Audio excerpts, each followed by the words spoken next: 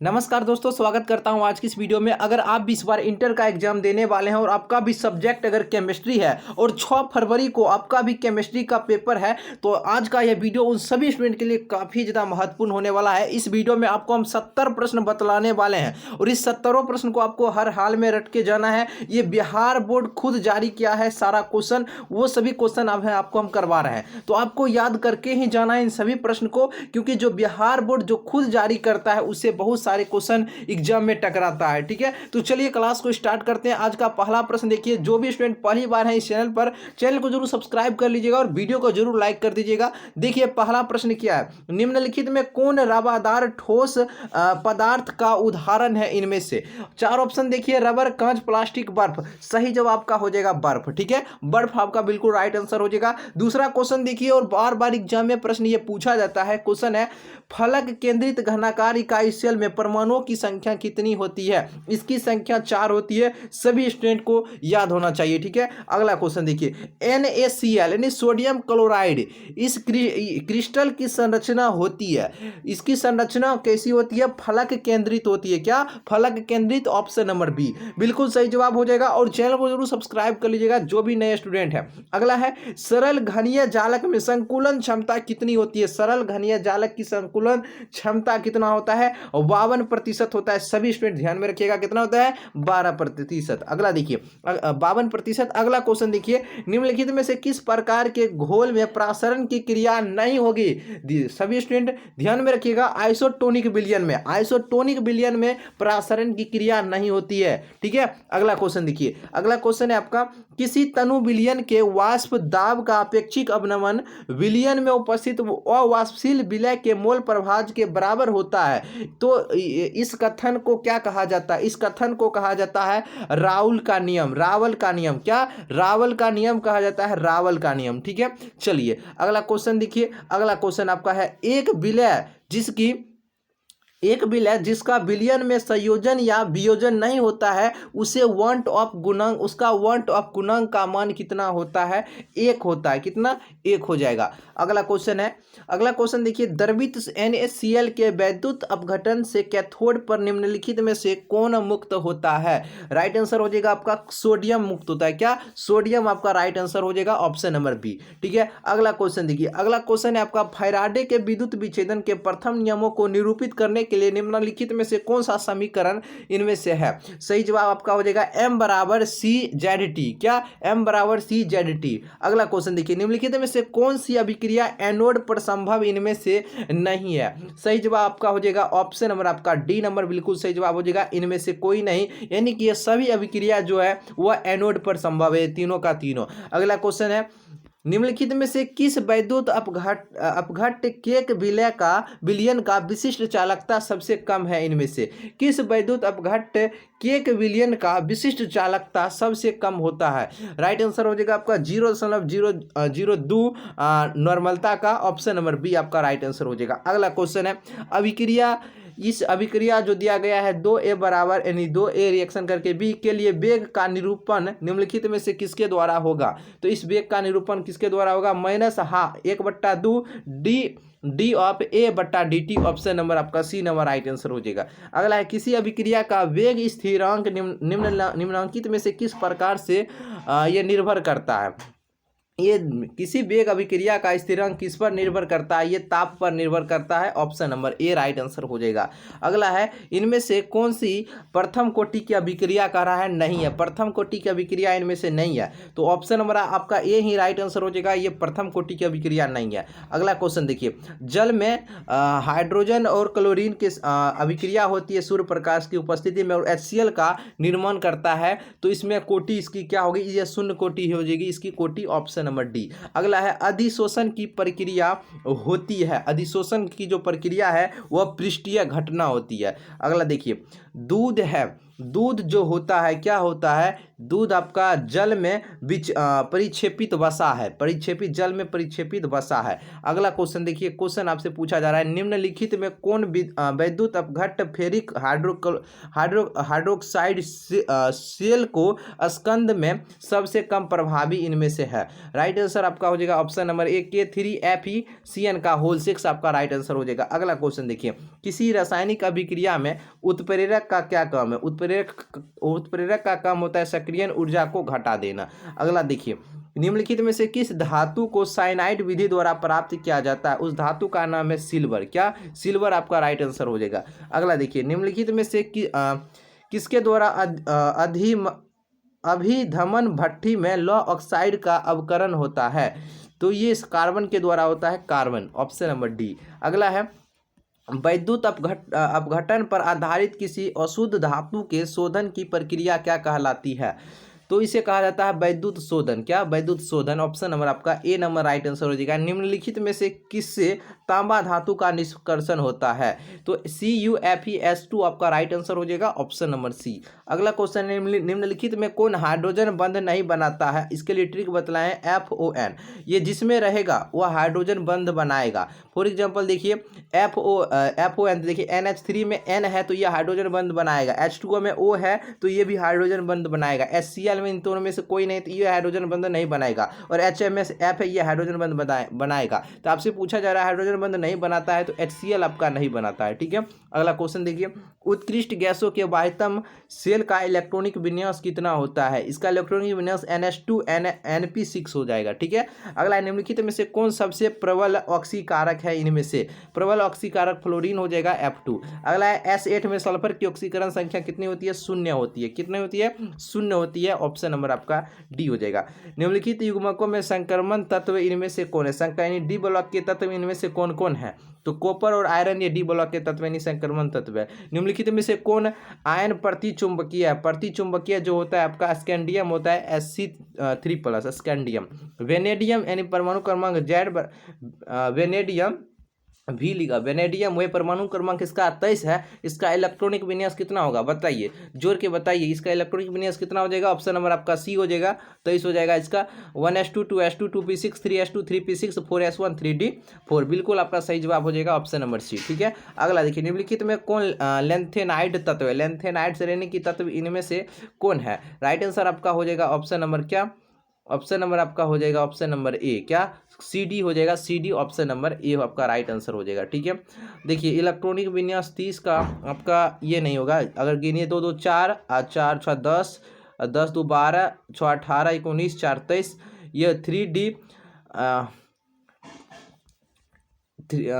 3D 4s2, ये D तो ना, ये नहीं हो सकता है, 2 2 4 4 6 4 10 10 2 12 6 18 18 2 20 3 23, ये बिल्कुल आपका सही जवाब होगा। ये क्यों नहीं होगा हम आपको बतला देते हैं। देखिए आपका सही जवाब ऑप्शन नंबर बी होगा, हम ध्यान नहीं दिए थे। देखिए क्योंकि डी उपकक्षा के बाहरी सेल में 10 इलेक्ट्रॉन होता है और एच उपकक्षा में आपका 2 होता है, तो ये पहले 2 कंप्लीट हुआ नहीं है ना, तो ये कैसे आपका एक पहले ले लिया, तो देखिए एस उपकक्षा में 1 दिया है तो ये तो गलत ना हो जाएगा, क्योंकि डी उपकक्षा में बाहरी सेल में कितना 10 इलेक्ट्रॉन रह सकता है, तो इसमें पहले 2 कंप्लीट होगा तब लास्ट में देखेंगे। ठीक है, तो लास्ट में 3 बचा हुआ था तो डी पर 3 दे दिए, तो सही जवाब ऑप्शन नंबर आपका बी हो जाएगा। ठीक है, सही जवाब ऑप्शन नंबर बी। अगला निम्नलिखित में से कौन लेंथेनाइड है, आपका सही जवाब हो जाएगा सी डी। ठीक है, अगला क्वेश्चन देखिए, KMnO4 में Mn की ऑक्सीकरण संख्या कितनी होगी, बताइए ऑक्सीकरण संख्या इसकी कितनी हो जाएगी, 7 हो जाएगी इसकी ऑक्सीकरण संख्या। ठीक है,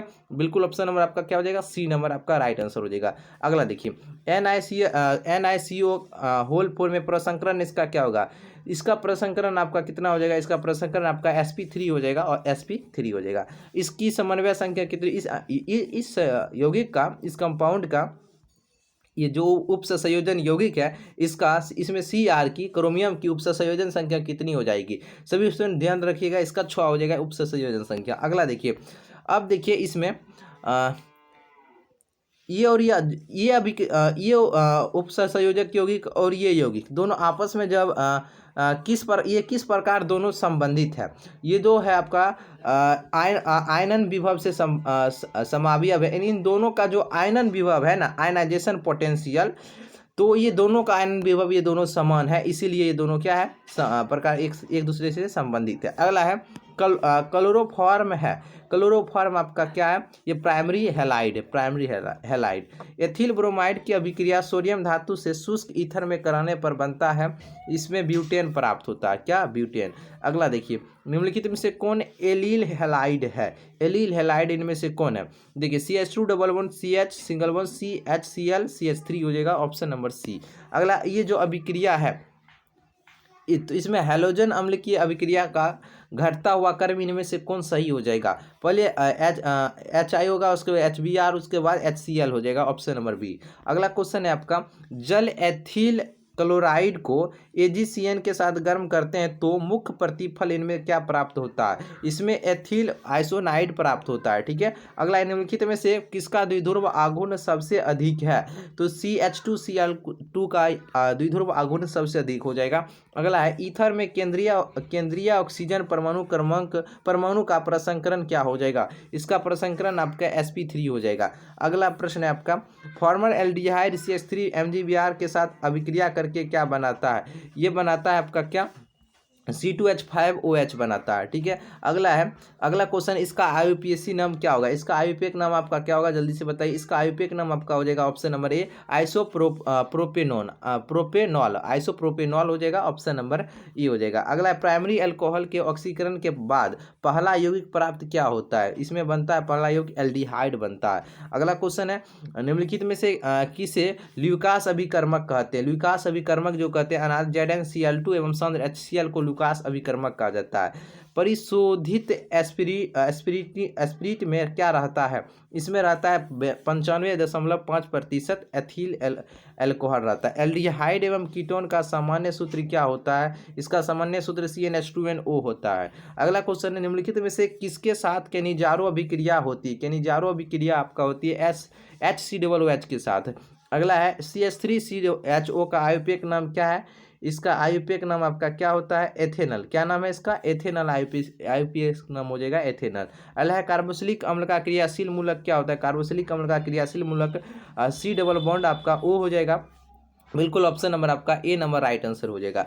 अगला है, निम्नलिखित में से किसके साथ मोनोकार्बोक्सिलिक अम्ल क्रियाशील समविता प्रदर्शित करता है, सही जवाब का हो जाएगा ईस्टर के साथ, ऑप्शन नंबर डी हो जाएगा राइट आंसर। निम्नलिखित में से कौन प्राइमरी एमीन को निरूपित करता है, प्राइमरी एमीन को आपका ये ऑप्शन नंबर ए हो जाएगा R बंध NH2, ये क्या है प्राइमरी एमीन को निरूपित करता है। अगला क्वेश्चन है आपका, क्वेश्चन देखिए, क्वेश्चन है आपका, मेथिल एमीन को क्लोरोफॉर्म एवं एल्कोहलीय KOH के साथ गर्म करने पर क्या बनता है, इसको जब गर्म करते हैं तो प्राप्त होता है CH3CN प्राप्त होता है। अगला क्वेश्चन है, ट्राईमेथिल एमीन है इनमें से कौन, तो ये हो जाएगा टर्सरी एमीन होता है, ट्राईमेथिल एमीन है एक टर्सरी एमीन होता है। निम्नलिखित में से किसका एल्कीलीकरण संभव होता है, तो ये आपका सही जवाब हो जाएगा ऑप्शन नंबर आपका primary amine secondary amine, primary amine और सेकेंडरी एमीन आपका दोनों सही जवाब होगा, बट लेकिन आपका टर्सरी एमीन नहीं होगा।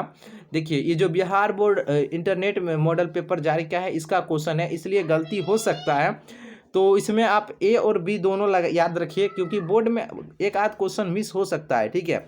तो सही जवाब आपका ए और बी दोनों होगा, क्योंकि प्राइमरी एमीन और सेकेंडरी ये दोनों एल्किलीकरण में संभव होता है, बट टर्सरी एमीन ये नहीं होता है, इस बात को ध्यान में रखिएगा, ठीक है। चलिए अगला क्वेश्चन है आपका, आणविक सूत्र C4H9H11N के द्वारा कितने प्राइमरी एमीन इनमें संभव होता है, इसमें होता है आपका 4 primary amine, option number D.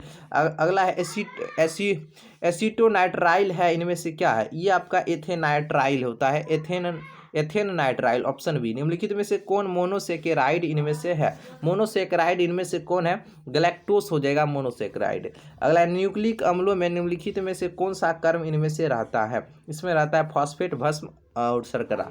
अगला है, विटामिन सी की कमी से क्या होता है, विटामिन सी की कमी से होने वाला रोग क्या है, उसका नाम है अस्कर्वी। क्या नाम है, अस्कर्वी आपका सही जवाब हो जाएगा अस्कर्वी, ठीक है, विटामिन सी की कमी से। अगला, निम्नलिखित में से कौन आवश्यक अल्फा एमिनो अम्ल है, राइट आंसर हो जाएगा आपका ऑप्शन नंबर ए, लाइसिन आपका बिल्कुल सही जवाब हो जाएगा। अगला है आधे घंटे में निम्नलिखित में से किसके द्वारा स्टार्च का माल्टोज में बदला जाता है? तो राइट आंसर आपका हो जाएगा ऑप्शन नंबर डायस्टेज के द्वारा। डायस्टेज और टाइलिन जो होता है ना, वो स्टार्च को क्या करता है, माल्टोज में डायस्टेज एक होता है आपका टाइलिन, ठीक है। टाइलिन ये आपका पाचन तंत्र से है, ठीक है। क्वेश्चन पढ़े होंगे, मुंह में स्टार्च का पाचन डायस्टेज और टाइलिन के द्वारा होता है। अगला देखिए, निम्नलिखित में से कौन प्राकृतिक रबर है? प्राकृतिक रबर इनमें से आइसोप्रीन जो होता है ये प्राकृतिक रबर है। कोपरलैक्टम निम्नलिखित में से किसका मोनोमर होता है? ये नायलॉन 6 का होता है। कैप्रोलैक्टम नायलॉन 6 का। अगला है, निम्नलिखित में से डेक्रोन किसका उदाहरण है? डेक्रोन जो होता है ये पॉलिस्टर का उदाहरण है, पॉलिस्टर का। अगला है क्लोरामीन टी इनमें है, तो ये होता है आपका एंटीसेप्टिक होता है, एंटीसेप्टिक। पेंसिलिन का सबसे पहले आविष्कार किसने किया था? पेंसिलिन का सबसे पहले कौन आविष्कार किया था? एम फ्लेमिंग ने किया था। ए फ्लेमिंग। अगला क्वेश्चन है, फिनॉल का उपयोग निम्नलिखित में से किसके रूप में होता है? डिसइंफेक्टेंट के रूप में होता है और एंटीसेप्टिक के नहीं, ये आपका डिसइंफेक्टेंट के रूप में होता है फिनॉल का उपयोग, ठीक है, फिनॉल का उपयोग।